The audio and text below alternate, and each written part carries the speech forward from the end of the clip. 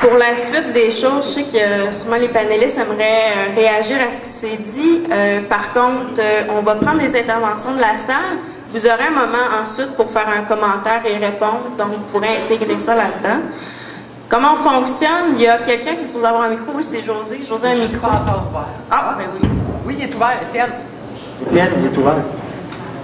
Donc, je vous inviterai, ceux et celles qui sont intéressés à faire un commentaire, poser une question, réagir, de faire ça dans un délai de 2 minutes environ pour pouvoir laisser à tout le monde la chance de s'exprimer. Puis de toute façon aussi, on va refaire un autre round d'intervention. Donc, vous avez juste à lever la main, José va se déplacer pour venir vous voir. Ensuite, les panélistes, vous aurez 3 minutes pour faire un commentaire ou répondre.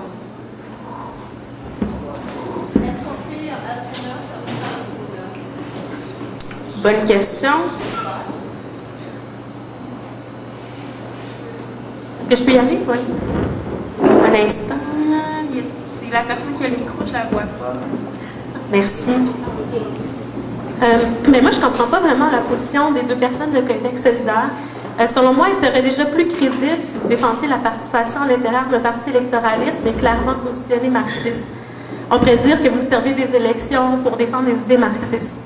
Ma question, mon commentaire est quelle place à l'intérieur de QS pour partager les idées marxistes auprès de la classe ouvrière? À part par l'entrisme, pour radicaliser certains membres de QS, je ne trouve pas honnête de dire que la participation de QS amène ces idées largement auprès de la population. Entre autres, ces idées, après les campagnes électorales, vont être difficilement crédibles auprès de la population quand le discours de QS est aucunement un discours de classe.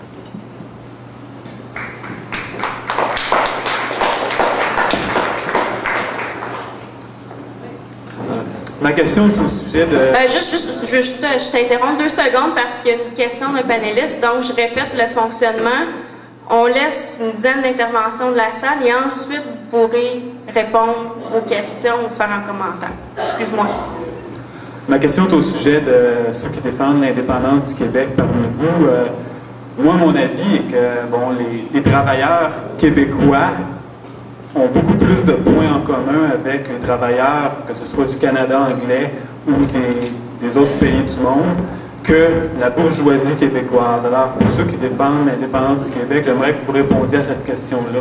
Moi, il m'apparaît que le nationalisme, ça sert plus à occulter la réalité des classes sociales. Donc, c'est ma question. Merci. José, alternance homme-femme au micro, s'il vous plaît.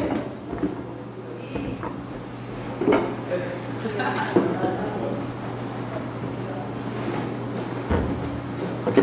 Bon, désolé. Je m'appelle Jacques Baudouin, je suis porte-parole du Parti communiste révolutionnaire, une organisation maoïste qui a été créée en janvier 2007. Depuis qu'on existe, et avant nous, le PCRCO, depuis même l'époque de notre projet de programme en novembre 2000, on met de l'avant le mot d'ordre de boycott des élections comme un mot d'ordre stratégique qui est un point de départ, dans le fond, pour rompre avec le système capitaliste, rompre avec l'État bourgeois, puis poser les bases du développement d'un mouvement qui va être offensif, qui va contester l'État bourgeois, puis contester le système capitaliste. Je suis d'accord pour dire avec le porte-parole à l'EFAC que participer aux élections, c'est légitimé. Je ne peux pas croire qu'une fois qu'on s'investit dans un parti électoraliste, qu'on met de l'avant une campagne pour voter en faveur d'un parti électoraliste, je ne peux pas croire qu'après ça, on peut sortir dehors, une fois qu'il a été élu, avec des pancartes qui disent « j'ai jamais voté pour ça », alors qu'on a voté pour ça.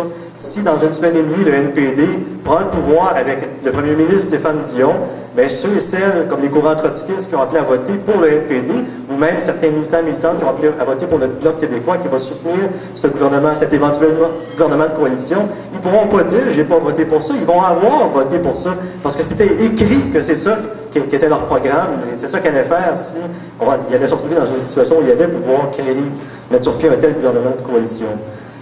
L'abstention, évidemment, c'est pas une fin en soi, mais c'est un phénomène qui se développe, c'est un phénomène qui existe dans le prolétariat, dans la classe ouvrière, et c'est un point de départ pour nous pour construire quelque chose d'autre.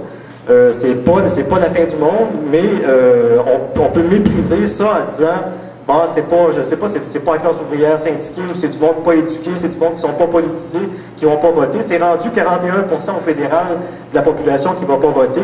c'est pas tous des imbéciles, c'est du monde brillant, intelligent, qui sont attaqués par le capitalisme, qui résistent aussi, puis qui voient de moins en moins de possibilités de solutions à l'intérieur du capitalisme. Ces gens-là n'ont pas une conscience de classe communiste ou révolutionnaire pour autant, mais ils expriment une résistance, ils expriment un rejet du capitalisme. C'est le point de départ, je pense, sur lequel il faut s'appuyer. Je vous inviterai à conclure, s'il vous plaît. Je vais conclure en disant que ces gens-là ont eu raison de ne pas aller voter aux élections fédérales le 14 octobre. Ils vont avoir raison de ne pas aller voter le 8 décembre. Ils vont avoir raison aussi de résister après les élections contre les attaques auxquelles on doit s'attendre avec le développement de la crise du capitalisme.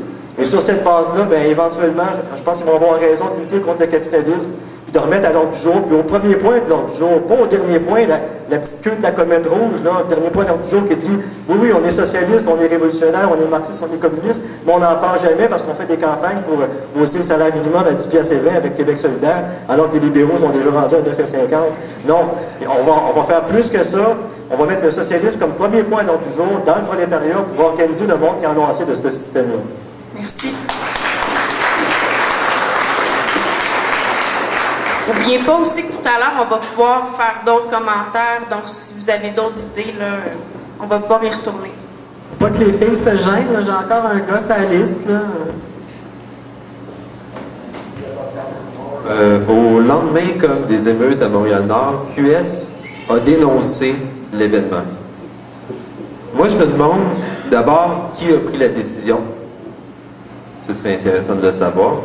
Mais plus encore, je me demande pourquoi QS fait ça, puis en contrepartie, magouille, OK, pour comme jouer dans cette lutte-là à travers, mettons, des organisations comme Montréal-Nord République. Je me demande pourquoi on ne sait jamais ce qui se passe vraiment dans QS quand c'est en lien avec les mouvements sociaux. Mais écoutez-vous, des élections, là, ils veulent être transparents, beaux et tout ça. Moi, je ne sais jamais vraiment ce que les militants et militantes de QS qu'ils font dans les organisations parce qu'ils ne disent même pas eux-mêmes leur position de leur parti dans les organisations. On n'a même pas de position claire sur la Fake Ferg ou sur la C. Il n'y en a pas. Cherchez-les. Moi, je ne les ai jamais vus. On veut comprendre ce qui se passe vraiment dans QS, puis c'est pour ça qu'on n'appuiera jamais un parti dans le fond qui ne fait que cacher ses vraies actions dans les mouvements sociaux. Il vient des mouvements sociaux, il va dans l'électoralisme, puis après, on ne sait plus pas tout ce qu'il fait dans les mouvements sociaux, parce que tout ça, il y a un voile extrêmement obscur autour de l'action des militants de QS. Ça m'énerve au plus haut point.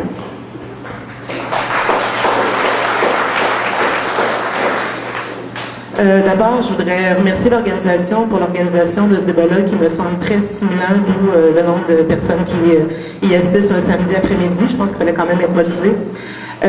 Sinon, une remarque avant de poser ma question. C'est drôle comment un débat sur la question de est-ce que la lutte électorale est un terrain pour la lutte des classes, etc., je dirais, bon, en tout cas, pour suivre les interventions qui sont faites jusqu'à maintenant, se termine sur quelle est notre perception de Québec solidaire, alors que le mot Québec solidaire a été prononcé 3 ou 4 fois maximum dans les 2 interventions des gens qui y participent.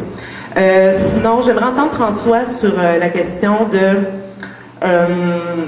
ne pas aller voter en tant que tel, / se déplacer pour aller annuler un vote. Et à ce moment-là, ne pas être assimilé aux statistiques qui disent que les gens qui ne vont pas voter sont dépolitisés et les jeunes, entre gros guillemets, et tout, qui sont particulièrement visés là-dessus. Donc, j'aimerais t'entendre là-dessus, François. Merci. On prendrait encore 3-4 interventions. Oui. J'aimerais soulever un point puis avoir la réaction du panel en avant. Un historien du nom d'Eric Hobsbawm a fait une remarque intéressante. Il a dit le dilemme des communistes dans les pays capitalistes avancés, c'est qu'ils doivent mener leur action dans une situation généralement de stabilité sociale et relativement peu de situations révolutionnaires dans ces pays-là.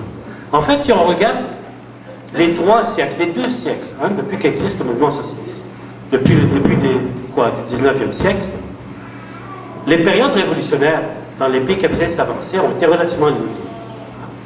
On peut parler de 1848, on peut parler de 1870 avec la Commune, et bien sûr autour de la Première Guerre mondiale et la Révolution russe, une période possiblement